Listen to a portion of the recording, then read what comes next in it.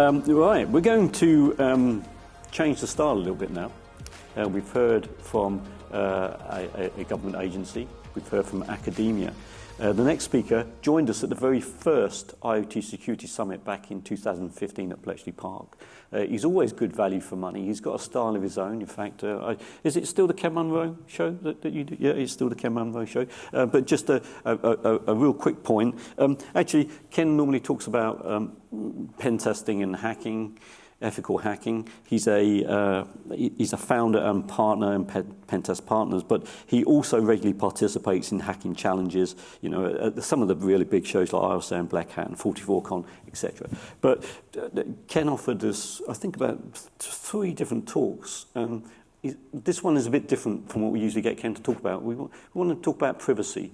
When I spoke earlier about It's a Thing, I didn't have enough time to talk about privacy. Privacy is an increasing concern for, obviously, society and myself included. So, Ken, come and do your magic on privacy.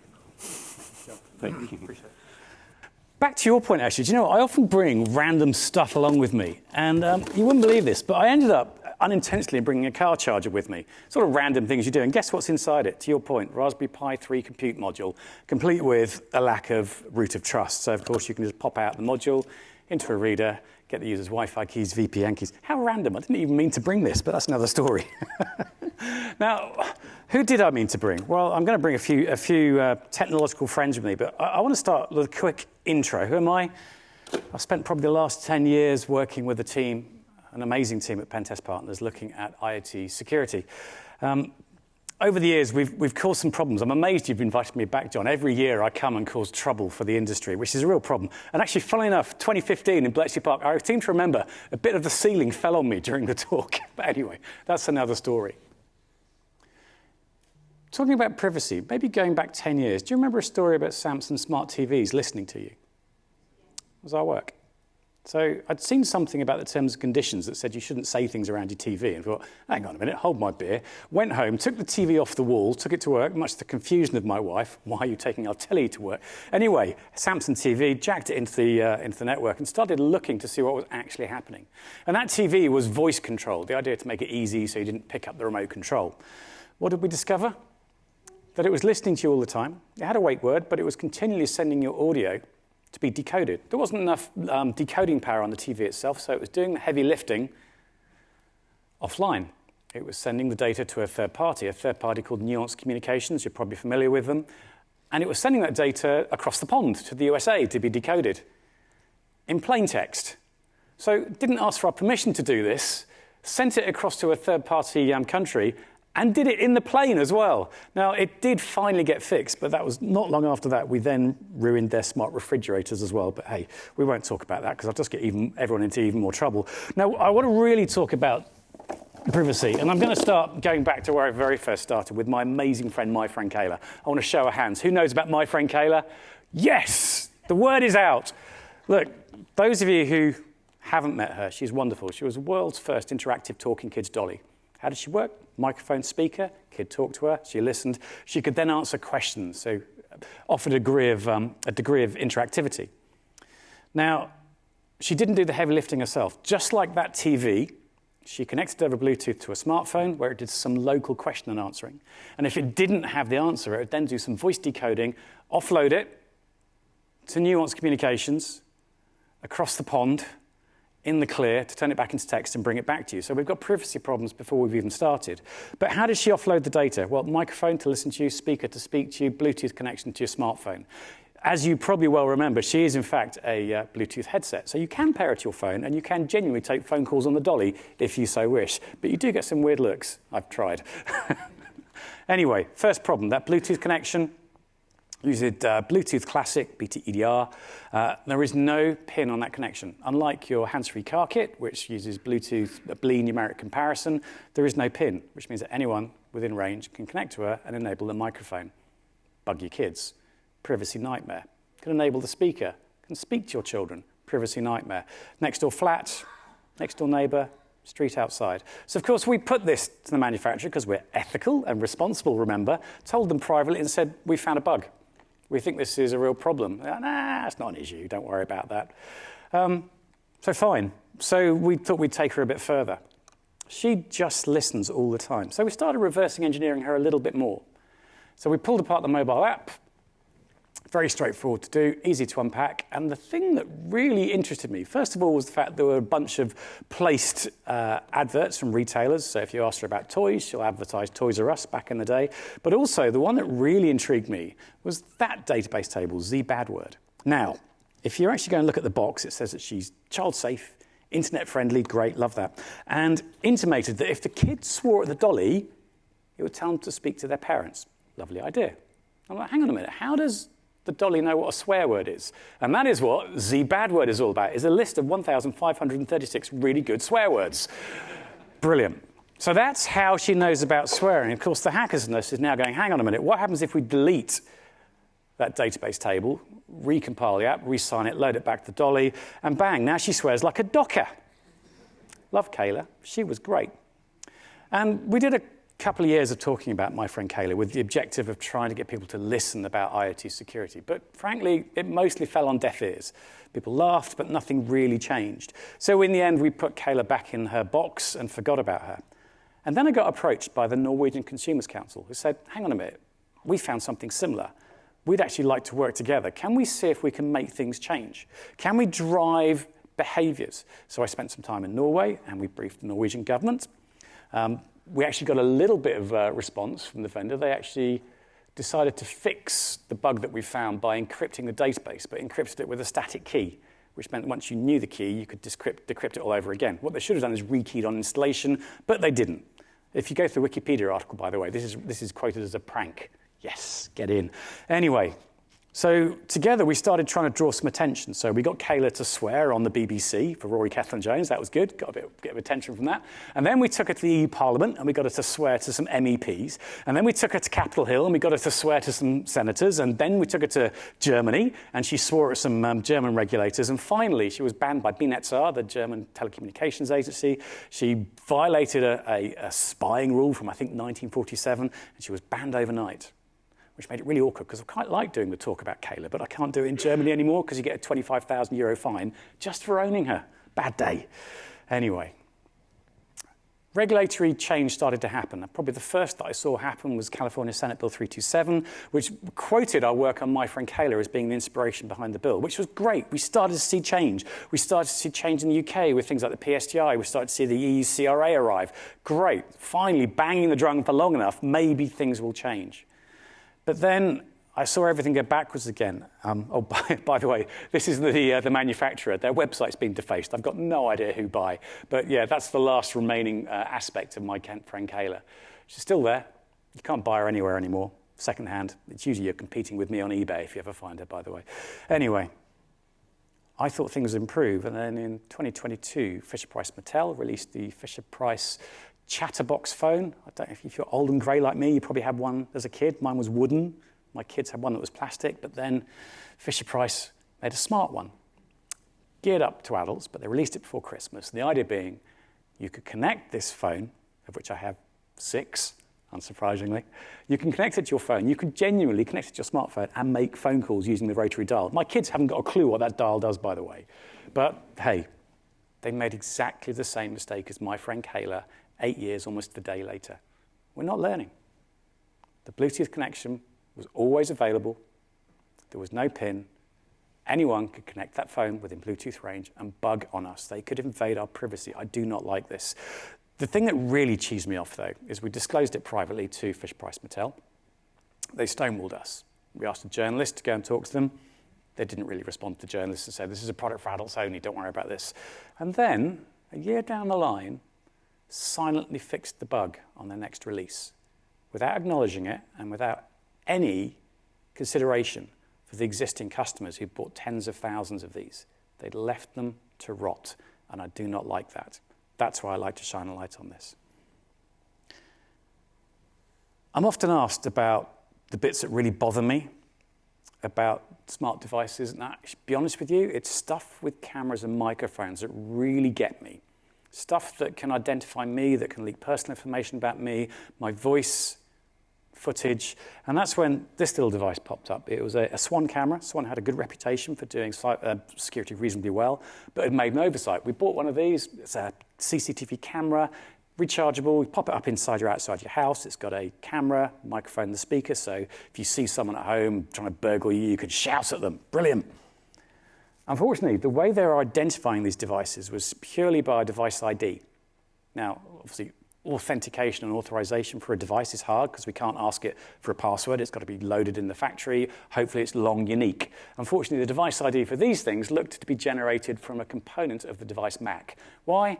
Because you've already got a MAC address. It means you don't have to load a new ID to the device in the factory. You can generate it locally from the MAC.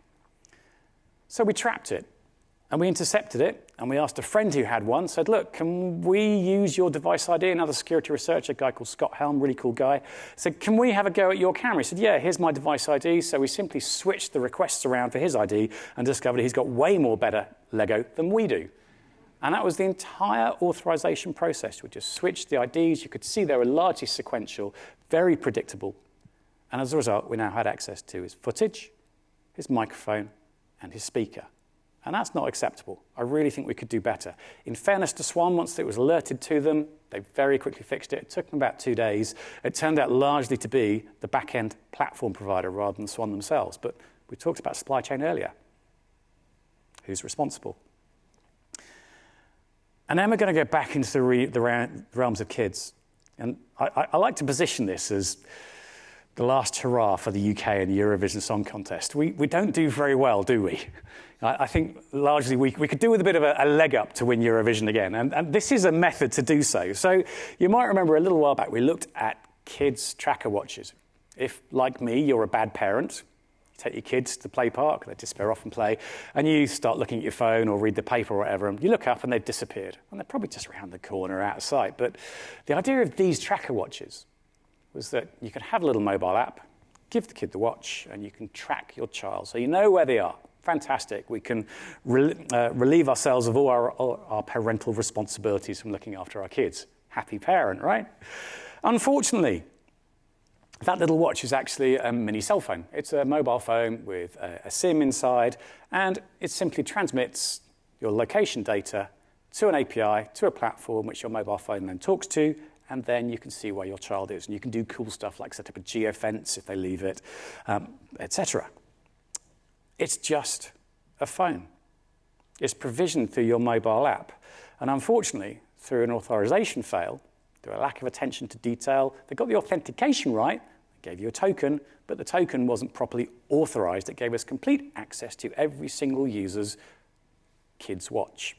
So you could do all sorts of fun things, and we had a bit of fun. So we know Troy Hunt of Have I Been Pwned fame really well, and one of the watches was only available in Australia. So I pinged him along and says, Troy, I've got a great vulnerability. Would you mind getting hold of one of these watches? He said, all right, puts it on his kid, and we discovered that not only was it leaking the real-time GPS location of your children, you could also rewrite it. So that's his daughter Elle playing tennis in Southwood, so you could rewrite it and drop her in the sea. But remember, this is a phone in a watch. Authorization flaw, we could enable the microphone. We could enable the speaker. And there's a wonderful video we did together with Troy where we've actually got one of my colleagues talking to his child through the watch in a very creepy accent. Privacy. Surely we can do better at this, particularly when it's about our children. I found that really worrying. So anyway, back to winning Eurovision. This is a phone in a watch with an authorization problem. And we discovered authorization issues that allowed it to trigger phone calls and sending them SMS. See where I'm going with this yet? So we did a little bit of research to work out how much you'd have to influence the televote by. And believe it or not, it's not actually very many calls. So we've got all these random phones in kids' tracker watches sending SMSs and making phone calls and influencing Eurovision vote. Now, we're not going to do this, right? We're ethical and responsible, right? I think. Anyway, we worked out you weren't going to need many more than about 100,000 additional SMS to trigger the UK up the lead. Obviously, you've got the jury vote too, but hey, I'm sure they'll vote for us. But believe it or not, it's already happened. This absolutely blew my mind. I postulated this with some of my colleagues and then did a little bit of further research and discovered it actually happened. Not in Eurovision, but in Voice Kids. It was a Russian show based upon The Voice, and a local, what's the best word, crime lord's daughter miraculously won after a really poor performance, and she got 41,000 votes from what appeared to be rigged phones in one area. So it's actually happened. So anyway, so if you see the UK win this year, you know what happened, right? It's me and those kids' watches. Another area we looked at is some of the other unusual devices. And this is a piece of research we did a while back, looking at the concept of ransomware on embedded systems. Now, it had been talked about, and this chap on Twitter suggested, my thermostat's been ransomed. So, okay, well, that's a challenge, isn't it? How do you get ransomware to run on a constrained embedded device? Hard. Easy on Windows, hard to do on embedded devices. So we challenged ourselves for a bit of fun. We quite like one of the scenes in Mr. Robot where they inserted a Raspberry Pi to increase the temperature to cause some tapes in a store to heat up and sublimate. Great, nice script, but we thought we could do better. So we spent some time looking, as I'm sure many of you know who've done device authorization for the FCC. So anything emitting RF has got to be reviewed. Its emissions have to be assessed, and it means you get PCB photographs as part of the assessment process, which are publicly available. Win, what do I see on the right-hand side there? Those four brass holes, likely JTAG. Great, somewhere before I've even bought the product, I can think I might get access to a programming port. Good. Turns out I didn't need to because the vendor gave the firmware away. Win, should have checked that first. Anyway, once we've got the firmware, got the binary blob, used binwalk, got lucky, managed to go straight back to the file system, found an injection point. Great. They weren't validating input correctly. What they were not checking for was the upload of image files. They should have checked for type, content, didn't. You had an arbitrary code injection point at this point. Was amusing as we dug deeper into the firmware. We found some evidence that I don't think the developer of the firmware ever thought their code would be reviewed. So when an SSL connection failed, it was called the SSL ship status. Great. And when you could put multiple photographs on here, the code that dealt with the wiping of multiple photographs on the screen, on the wallpaper, was called the son of a bitch mode. Wow.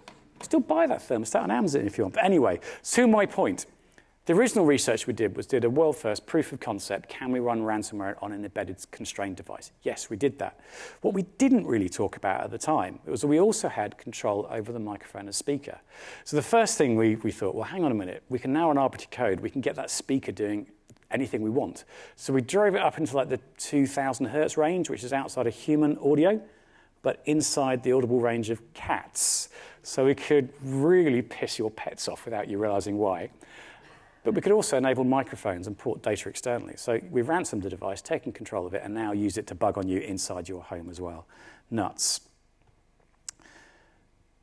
I've talked about the devices, but actually often it's the platforms that cause problems too. And this was a really silly piece of research we did. It ended up on live BBC on Christmas morning 2020, which was crazy. And it was a hot tub. Yeah, so what, right? We found a bunch of vulnerabilities. We discovered that it wasn't authorizing correctly, and we could turn on people's jets remotely. And as I said, we ended up on TV on Christmas morning with Dan Simmons from BBC Click. Why did it matter? Because it wasn't about the hot tub. It was the fact to get to market faster, they'd used a platform, and that platform had some major authorization flaws and also supported a bunch of other devices too, which we could remotely enable and modify data on. Terrible. And to wrap up, the last place I want to touch on is we spend quite a bit of time looking at devices that claim they're safe and secure.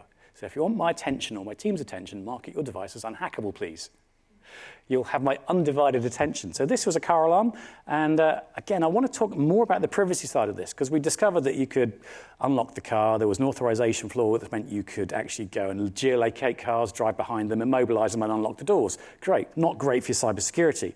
But the bit that was worrying from privacy side of things that we didn't really dwell on at the time was it also had a microphone as part of a standard fit.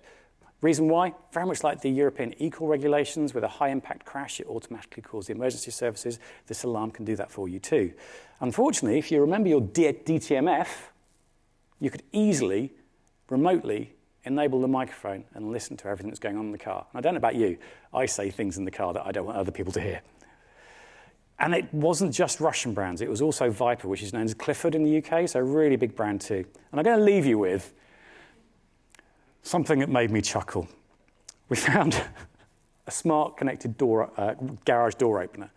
And it had a bunch of vulnerabilities. It had a local file inclusion, which gave us a route to cracking the firmware. We discovered the password was encrypted, not hashed, and the algorithm was weak. And for amusement value, we discovered if we run an arbitrary code and make people's garage door openers fart, but we could also enable the microphone remotely and make it listen on you too. And I'll leave you with a vulnerability we've just found in the last few days to do with Shelly. You probably remember the IoT devices. We found a vulnerability which allows you to open arbitrarily pretty much any lock that it controls. So I'm not going to talk about smart locks because, frankly, they're a bit boring and way too easy to get listening to you. But really what I want to see, what I want to see improve over the coming years is regulation is great, but without enforcement, it's arguably meaningless. That way we run the risk. Why would we take the cost of compliance if our competitors aren't having to because they're not having enforcement action? We need well-funded enforcement agencies to make sure that it's really worth us all investing in cybersecurity. Otherwise, somebody else will not bother. I think we need to help consumers because they really struggle to make the buying decisions about product based upon security. They don't understand enough of it. I think there are existing privacy laws, but I think there are gaps. And also really worries is why is so much of this research done by organizations like us? There are several groups like us around that do interesting and unusual research, but should it really be down to us to hold vendors to account? I think we need to do better. Anyway, thank you for listening. There's loads more crazy stuff on the blog, and that's my LinkedIn. Thank you.